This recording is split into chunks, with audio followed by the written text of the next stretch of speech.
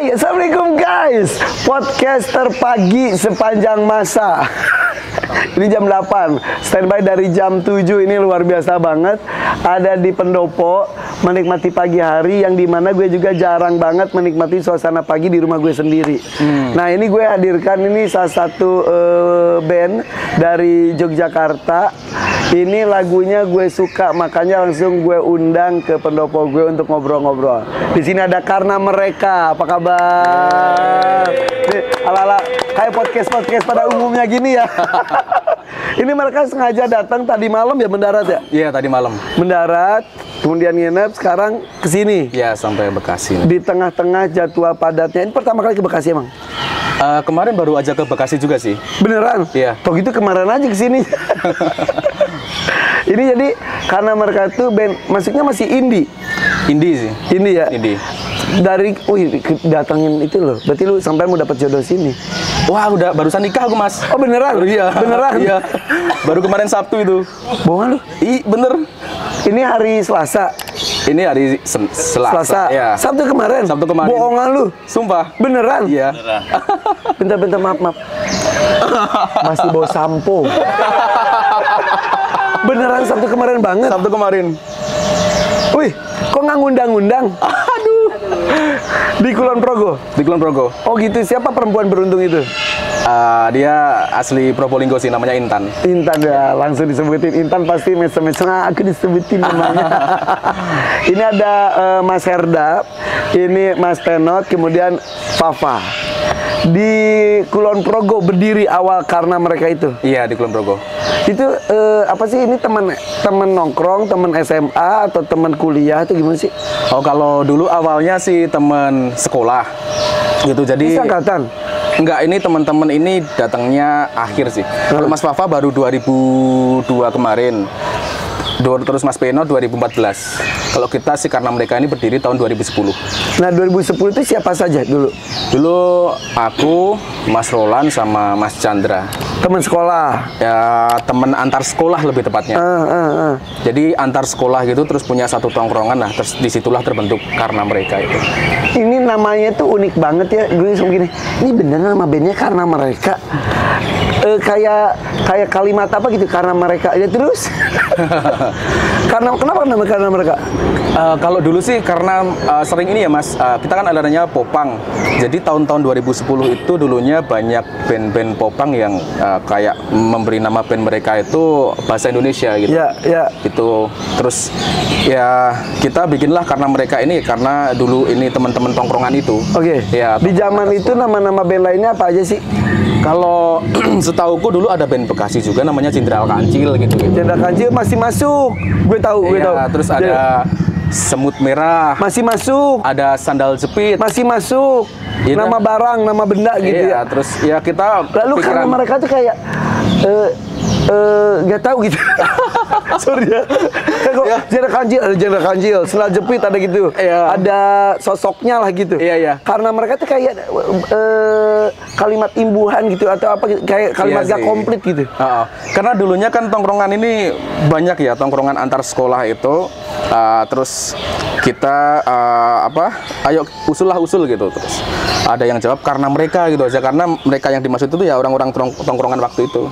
Oh, mungkin jadi lu ngeband Karena Mereka. Iya. Karena yang suka sama lagu lu. Ya, lebih tepatnya seperti itu. 2010. Cuma Herda dan 2 teman lainnya. Iya. Oke. Kenapa tidak bersama mereka lagi? Karena Mereka. Adalah. Iya, ada yang satu karena ada yang udah berkeluarga juga gitu. Lebih ke karena udah nikah aja sih. Lu udah nikah sekarang gimana? Ya karena sekarang ya kalau aku nggak ada di Karena Mereka nanti gimana itu. Ya makanya kita lanjut aja nih. Jadi namanya tidak asal nama, ternyata Karena Mereka. Jadi kalau lagi kan seniman kadang-kadang ada jenuhnya, ada bete-nya, terus mikir para penggemar mungkin Karena Mereka, ayo gitu kali ya. Iya. Dan fans-fans juga datang Karena Mereka, karena kalian, gitu kali ya. Bener. Gue jadi ngarang lu. Oke, formasi udah berubah berapa kali? Berapa kali Mas menurutnya? 3 kali ya? 3 kali ada. Basis juga kan berapa kali? Kalau basis sering sih basis. Ya.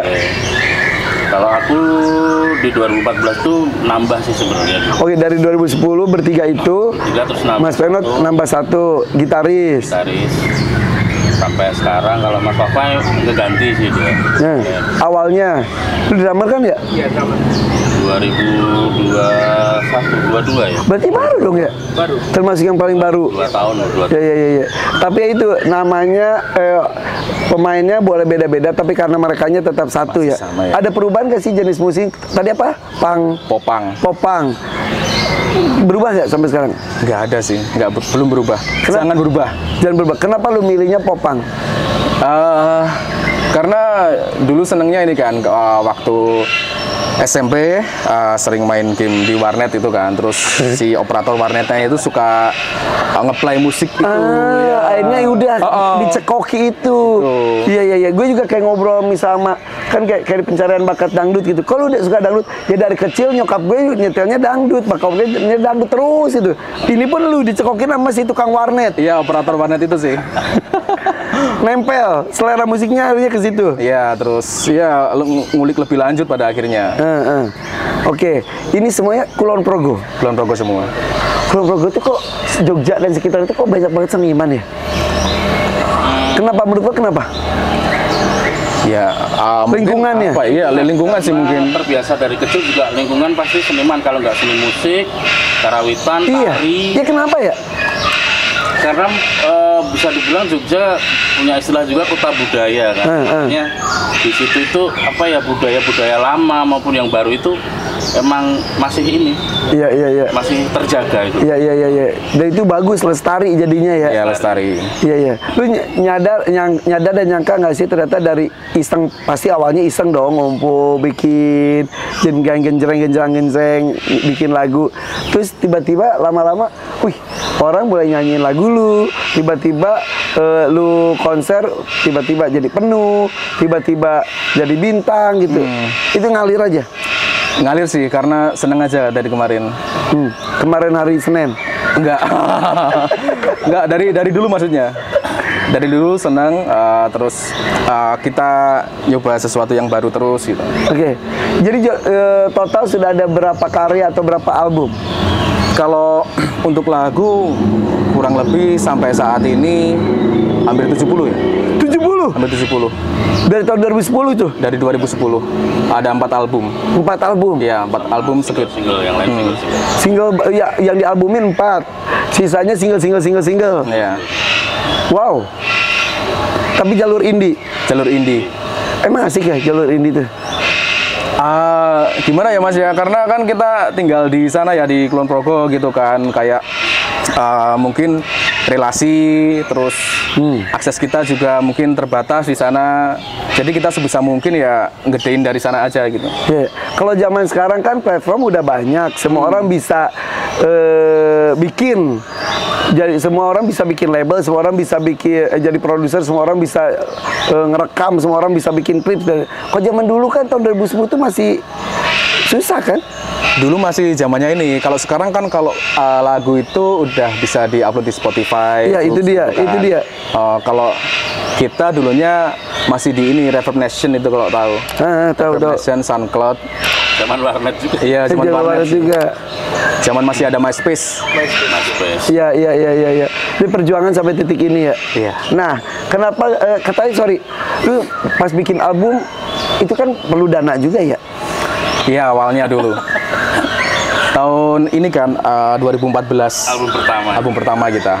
Iya. Katanya sampai kredit. Iya, kredit di bank.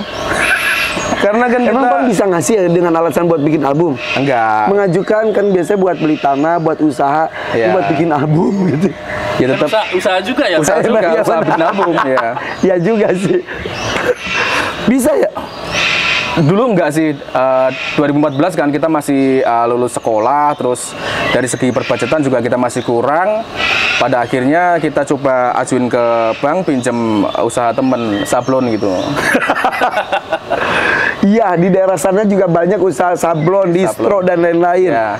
Mas Ari Sukamti, terus teman-temannya itu juga luar biasa ya. Caheri masih udah ke Jawa Timur ya, ke Malang ya. Rata-rata emang usahanya ke situ ya? Ya, Jadi mungkin pinjam usaha teman sablon, dapat dana dari bank. Dijadiinlah album. album pertama. Sukses. Alhamdulillah mending sih. Jadi setelah rilis itu lumayan banyak yang muter lagunya. Iya, iya. Terutama di warnet-warnet tadi. Kenapa lu namanya bukan warnet aja sih? Karena sejarah lu ada di warnet semuanya ya? Iya. Oke, album pertama kredit. Ya. Album kedua tahun berapa? Album kedua 2016. 2 tahun kemudian. Ya. Sudah nggak kredit.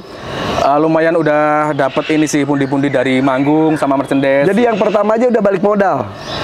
Sebenarnya kalau dibilang balik modal belum, karena mengalirkan itu. Iya, iya, iya, iya. Mengalir. Tadi kita pinjem bank, terus dapat dari manggung gitu, kita ini aja sih, kita kumpulin. Nyicil per bulan ya? Iya. Terus kita produksi lagi untuk album kedua gitu. Iya, iya, iya. Berapa pinjam ke bank yang satu itu? Waktu itu 10 sih. 10 juta. Iya, tapi- Habis buat albumnya berapa? Kalau album nggak sampai 5 juta ya dulu ya. Iya. Oke. Nggak sampai Dan 5 juta. tertutup berapa lama? Wah, nggak ngitung itu mas. Emang kebanyakan pengeluarannya di pemasukannya. Oh, gitu. Nabungnya ya. Tapi endingnya pokoknya di album kedua itu udah lebih lancar. Ya lumayan lancar. Dari manggung-manggung. Dari manggung-manggung sama merchandise. Tapi kan itu kan indie itu berarti belusukan itu kan. Lewat jalur bawah gitu kan. Iya. Iya. Jadi kan maksudnya nggak tampil di TV rata-rata, ada juga yang ini di TV dan lain-lain. Paling ngandelin radio juga masih, tapi kalau radio kan? Kalau radio dulu sempat. Iya, iya, iya. Karena kalau radio kan masih apa ya, di sana kan aksesnya masih ada, masih Iya, iya, mudah. iya, iya, iya. Tapi kalau buat TV itu kayaknya ya udah kita berkarya aja udah gitu ya. Gitu. Mentok paling TV lokal aja sih. Ya, TV Iya, lokal di TV lokal ya. Tapi kalau zaman itu tuh kan ada Dahsyat, Inbox, itu kayak kalau udah dapat kesempatan itu udah wah, Ya, sesuatu apalagi banget. tahun-tahun segitu ya. Tahun-tahun Iya, itu mah. segitu, pengen banget sih sebenarnya waktu itu. Cuma kemarin Kenapa juga kan nelfon gua lu? belum kenal. Oh ya juga sih. Ketemu aja baru sekarang ya, iya bener-bener. Iya ya. Akhirnya album kedua 2016, album ketiga. Album ketiga 2018. Oh per 2 tahun ya. Iya. Kemudian album keempat, Album keempat barusan kemarin setahun. Terjeda sih sebenarnya album keempat itu. gara-gara pandemi juga. Ya. Pandemi itu aduh bikin rencana hidup berubah total ya. Wah semua itu mas, apalagi nggak ada manggung kan waktu itu. Iya. Terus Sama. gimana? Kita ngandelin ini masih ada dari digital sama merchandise itu kan. Nah. Kita kumpulin lagi buat produksi album yang keempat ini. Iya, iya, iya, iya, iya. Akhirnya rilis tahun 2023 baru-baru ini.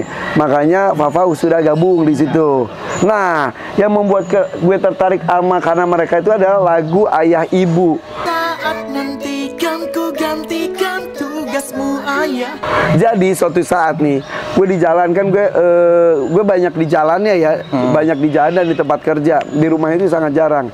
Pas di jalan, jadi driver gue itu suka setel lagu yang dia ciptakan mood buat gue. Jadi bisa gini, gue mau perjalanan ke acara religi, dia pasang tuh Al-Quran, tuh kemudian lagu-lagu religi gitu. Terus kalau gue mau perjalanan ke acara anak-anak, lagu itu anak-anak, dibikin mood gue itu gitu tanpa gue suruh.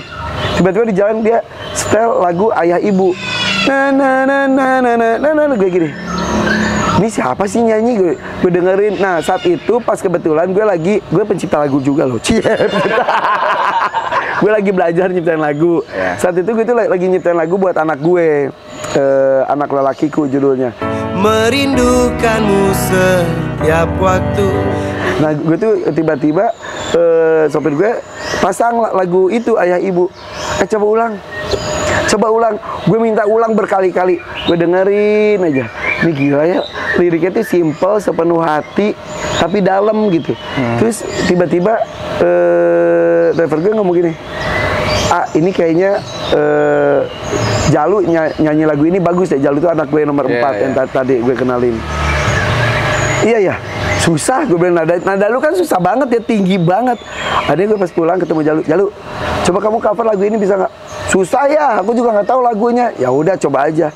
Blas, tiba-tiba datang, ya udah jadi. Kan kebetulan gue ada arranger juga, ada studio juga. Tiba-tiba dia udah nyanyi, wih serius banget nih anak. Padahal gue tadinya iseng nantang dia doang. Taunya bisa. Akhirnya gue cari tahu. Ini karena mereka tuh siapa nih ngeracunin gue, ngeracunin sopir gue, ngeracunin anak gue. Akhirnya cari tahu. Akhirnya datanglah ke sini. Karena mereka itu dari mana? Karena mereka ayah ibu itu katanya benar itu inspirasinya dari Ariel. Dari sebenarnya ini satunya. sih. Sebelumnya kita terima kasih dulu untuk drivernya A Irfan. Namanya Hendra. Hendra ya. Mas Hendra matur suwun karena udah ngenalin lagunya.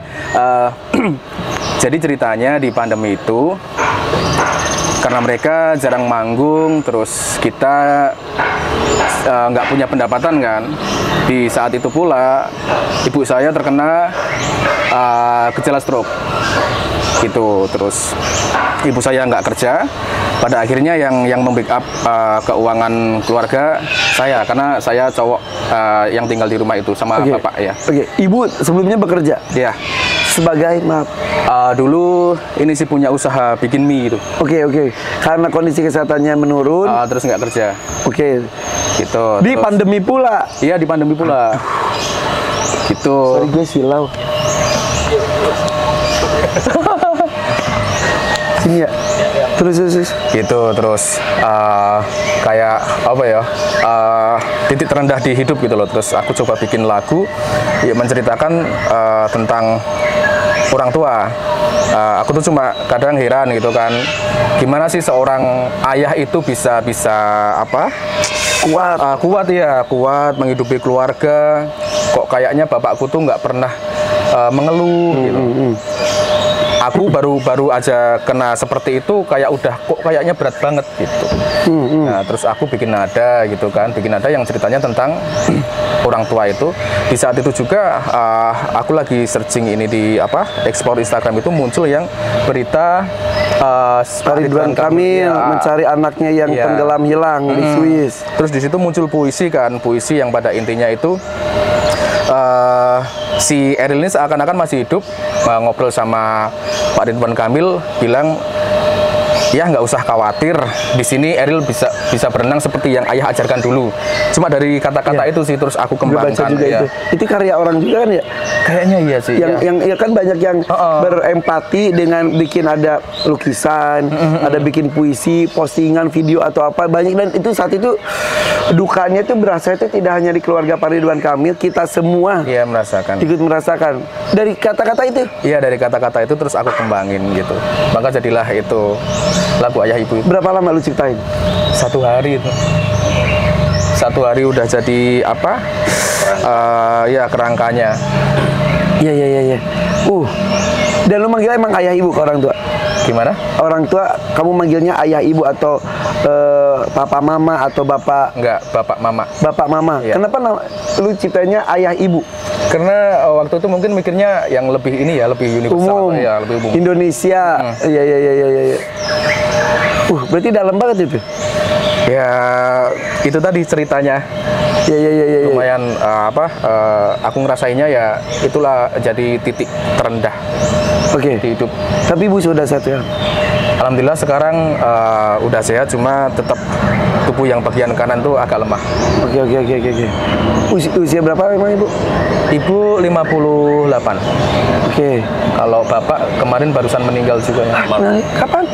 Maaf. Bulan Agustus ya meninggal. Terus ya, Ya bulan Agustus. Sakit juga. Nggak sakit. sakit.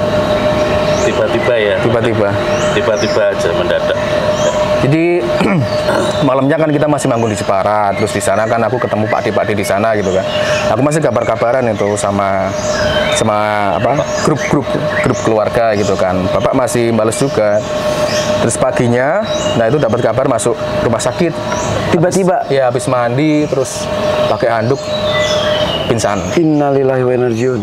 Bawa ke rumah sakit Bawa ke rumah sakit terus katanya ada pecah pembuluh darah. dan langsung Nggak ada. Seminggu koma ya. Sempat koma. Nggak sampai sih 4 hari itu. 4 hari. 4 hari koma. Innalillahi wa inna ilaihi raji'un. Tapi untungnya maksudnya rasa dari Mas Herda kepada orang tua itu sudah tersampaikan melalui lagu itu ya. Gue itu selalu ini ya, selalu ngajak teman-teman orang tua ataupun anak untuk menyampaikan rasa kita kepada orang yang kita cinta itu langsung, jangan cuma dirasa saja. Kayak misal, udah ngapain sih ngomong aku sayang kamu ke orang tua, atau orang tua ngapain sih ngomong ayah cinta sama kamu gitu, kayaknya risih gitu. Tapi ternyata itu tuh perlu ya, menurut kalian gitu nggak? Perlu ya? Iya, kalau apalagi kemarin Bapak setelah meninggal itu kan, itu baru kerasa banget kok dari dulu ngapain kok aku nggak bilang rasa sayangnya itu, ngapain nggak berani peluk gitu kan. Baru berani peluk pas kemarin udah posisi meninggal itu, baru tak peluk, tak cium keningnya gitu. Selama hidup justru risih, nggak kepikir atau Malu biasanya. Iya, malu. Iya. Sungkan gitu kan. Lebih ke itu sih kemarin. tapi setidaknya lu udah bikin karya yang mengungkapkan rasa lu, pasti almarhum juga pas itu. Oh iya ya. Ya sebenarnya itu juga sih, kan dari lagu Ayah Ibu itu kemarin kan lumayan viral gitu kan, terus dari segi pendapatan digital juga lumayan gitu. Dari itu juga aku ngidupin keluarga, terus Alhamdulillah. bapak ibuku tahu dari itu, terus kemarin bisa masuk TV. Itu bapakku tuh nggak pernah update story tentang keluarga tuh, sekalinya update tuh pas aku masuk TV itu diupdate. Happy banget tuh, Seneng. tanpa ngomong bangga Iya. ke lu langsung, dengan gitu juga itu dia udah bahagia banget loh. Iya, menurutku itu sih, karena aku tahu kok bapakku nge-share itu apa, kan jadwal besok nih di TV, terus di-share ke grup-grup keluarga gitu. Bangganya. Seperti itu yang terjadi kemarin. Dan lagunya juga memang tentang beliau dan istrinya, istilahnya mewakili orang tua yang lain ya. Iya. Wih, tapi salah satu penyesalan kenapa nggak peluk ketika masih hidup. Iya, itu sih maksudnya apa ya? Kenapa kita malu gitu? Padahal itu kan meluk itu hal yang biasa. Iya. Paling mentok itu cuma kayak pamitan itu, cium tangan gitu tok. Iya. Kayak mau meluk itu kan malu kan kalau. Tapi mudah-mudahan dari cerita ini buat para orang tua kikis rasa gengsi, buat para anak hilangkan juga rasa sungkan untuk mengungkap rasa kepada orang yang kita cintai, terutama orang tua, karena kita tidak tahu sampai kapan kita bisa bersama mereka ataupun mereka bisa bersama kita. Ya, benar. Karena mereka kita ada seperti ini. Ya sesuai dengan itunya, karena mereka. Aduh, melo deh gue kalau udah masalah orang tua gitu. Tapi turut berduka cita ya. Makasih. Iya. Tapi mudah-mudahan ini doakan juga bisa jadi orang tua yang hebat. Amin. Dengan pengalaman seperti. Udah berumah tangga juga semuanya? Sudah. Jadi sampean terakhir ya. Masih paling muda juga. Umur berapa sih? Aku lahir 94, berarti sekarang 30. 94. Ya. Maaf. 86. 91. Tidak, jangan tanya umur saya ya. Akhirnya karya ini yang membuat karena mereka meledak. Iya, ya bisa dikenal lebih luas lagi sih. Iya. Karena lagu ini ya tuh. Karena Ayah Ibu ya. Iya. Lagu-lagu ya. Jadinya gue searching loh lagu-lagu kalian tuh. Emang enak, oke, tapi itu kalau berkarya itu berkesan itu bikin aja dulu, bikin terus. Ya konsisten sih. Kayak kemarin tuh ada ini ketika Ayah Ibu naik gitu kan, tiba-tiba ada satu lagu juga yang Di album pertama ya. album pertama itu. Sebelumnya nggak orang. Iya mungkin nggak ngeh ya. Iya. 2014 tiba-tiba naik grafiknya terus-terusan gitu loh. Iya. Seperti halnya Putri Aryani. Putri Aryani itu kan ikut kompetisi. Datang sini, terus akhirnya yaudah duet bareng Aisyah, anak aku pertama. Duet berdua begitu. Habis itu dia ngomong, aku kan dia nyiptain lagu juga. Banyak banget. Nyiptain lagu tuh bisa lagu tentang ini, gue curhat langsung jadi lagu. Terus dia ngomong, aku mau ke Amerika, mau ini didoain. Udah, itu nunggu momen. Das, meledak. Lagu-lagu yang lain sebelumnya kita naik. Iya, keangkat. Ini pun seperti itu. Iya. Oke, sekarang kita ngomongin tentang klipnya. Klipnya tuh gila itu. Emang kekuatan klipnya juga luar biasa ya. Ceritanya ya. Kok nggak ada kaliannya di klip itu? Aku